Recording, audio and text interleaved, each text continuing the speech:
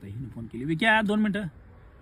Hello hello ते लवकर तेवढं गुगल पे करा, तेवढं 4 टेम्पोवाल्याचा फोन येतील बघा तुम्हाला.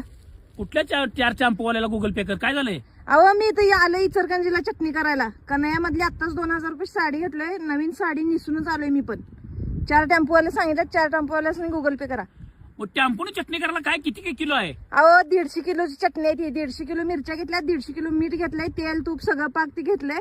मटेरियल तिचे एका टेम्पोत मावत नव्हतं, 4 टेम्पो केल्यात. त्यामुळे तुम्ही गुगल पे करा. ती पलीकडच्या बाईनं माझं डोकं खाल्ल्या उगाच. 2 वाट्या खोबरं बसत्या कुठं माझ्यासमोर सांगत्या 7 किलो चटणी केलो, 7 किलो चटणी केलो. मी पण दाखवणार आहे 150 रुपये चटणी कसं केली ती 150 किलोची.